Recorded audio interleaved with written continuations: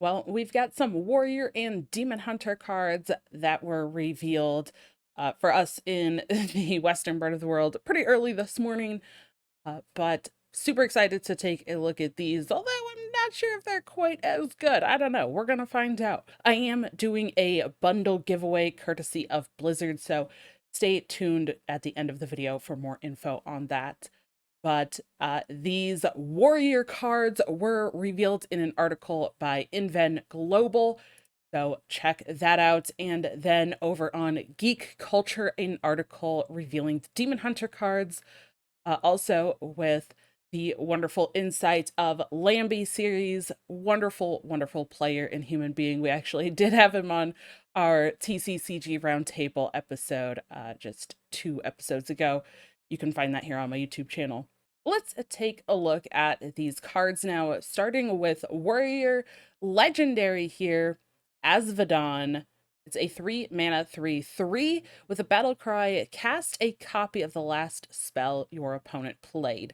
There is a little video in the article showcasing this card against a mage opponent that plays the Drakefire Amulet, and then the warrior gets to do a brawl, then play this, and gets to play, basically it recasts that dragon or the Drakefire Amulet for themselves.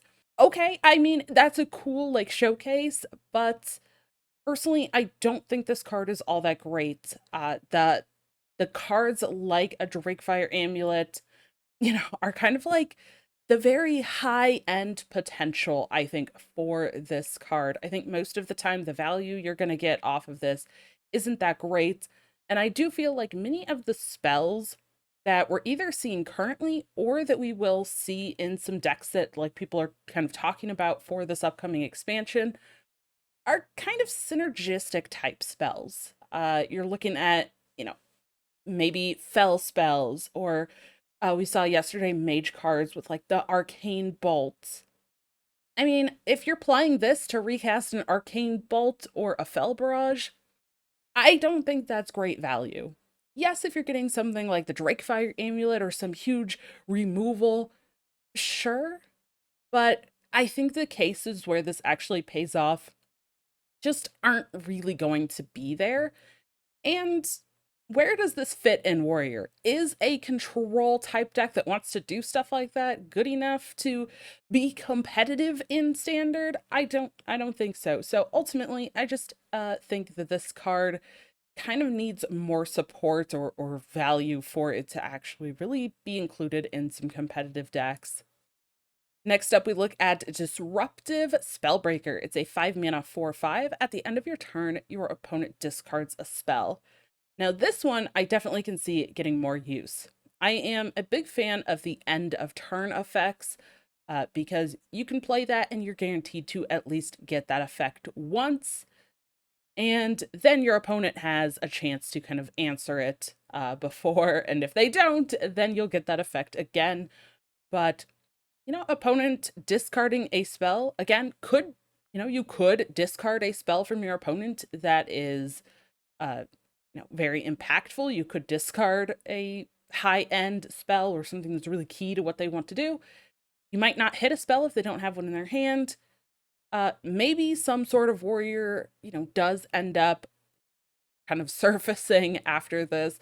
I really want to see, we only get to see a few warrior cards, so I want to see more before I like decide if I think warrior will actually become a thing. In terms of this card on its own, though, it does seem pretty decent. Then the next one we have here is Last Stand. It's a 4-mana spell, draw a taunt minion, double its stats. Now, this one I think is really, really interesting because this one could be extremely powerful depending on the taunt minions, but doubling the stats of taunt minions, I mean, most taunt minions already have, maybe an average attack, but they usually have a pretty high health. So being able to play Last Stand and summon something that's potentially a 6/12 or a 6/18 or even potentially like an 8/10 can be pretty powerful. But is that going to be enough to actually kind of be good on its own? casting four, using 4 mana to cast this, and then getting those stats later going to be good enough. With some taunts, like maybe if you play the taunt that copies itself, yes, I think that is. We'll see. I think, honestly, this is probably my favorite of these 3 warrior cards here. I think this one is definitely going to get some sort of value. Then we move into Demon Hunter. We have our legendary here, Felarin the Forgotten. It's a 4-mana 3/3. Battlecry, add a random outcast card to the left and right sides of your hand. They cost 2 less. This one is kind of interesting. All of these cards that we're about to see are all kind of like outcast related. I feel like the outcast mechanic was very strong kind of early on in Demon Hunter.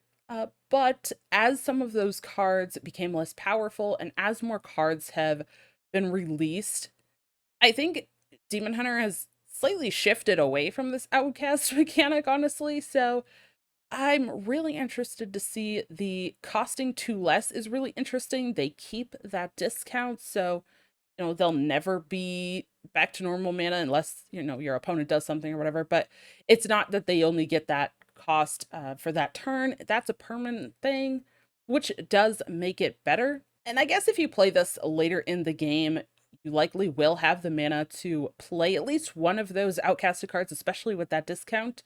So playing this on turn 6, potentially, let's say as an example, you could be able to play at least one of those outcast cards immediately.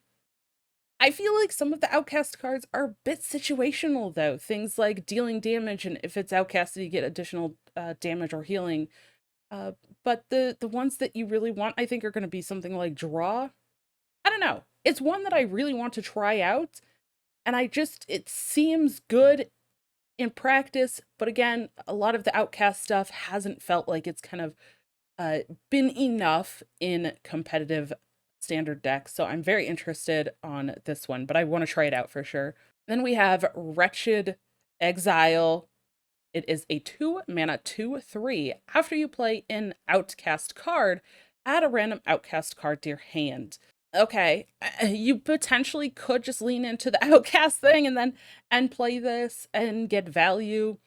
Again, I'm not super stoked on the outcast mechanic here, so if you can really combo and keep this going and make an outcast demon hunter kind of reminiscent of maybe like the generation priest that we kind of had in the past, where you play something, you get something, you play something, you get something, and you kind of can keep that chain going, maybe then it's going to be a little better. I don't know what the value is that you need to get off of this. How many outcast cards do you think are going to make this worthwhile? For me, I don't know. I feel like you need to have like 3 or more to make this worth it, unless it's a super high value outcast card, which I just don't think that we have right now. Next up, we have Vengeful Walle, a 7-mana 5/5 demon with Rush, and it costs 1 less for each outcast card you've played this game. Now, this could potentially be a payoff for all of those outcast cards costing less. However, I'm a little unsure if the 5/5 body is kind of good enough. Maybe it is. Maybe some sort of like outcasty, mid-rangey type demon hunter can come out of these cards. Very curious to see, but it's not, this does not feel like a card that I super love. If it were a 6/6, I think, like we've seen with some of the other cards in the past, then I would absolutely love this card. But the 5/5, I understand, they don't want to make rush minions too powerful, but I don't know. I'm not completely sold on this. I think it's probably the best so far of the cards. And the last one is Fierce Outsider, a 1-mana 2/1 with Rush. And then Outcast, your next Outcast card costs 1 less. Okay, I think you might even see this pop up in a few other Demon Hunter decks just because it is a small body with Rush. Maybe. I don't even know, though. The Outcast, again, effect, not really the greatest here. The only benefit I think this has is the Rush itself, and it is pretty cheap. But overall, I'm actually not super impressed with these cards revealed today.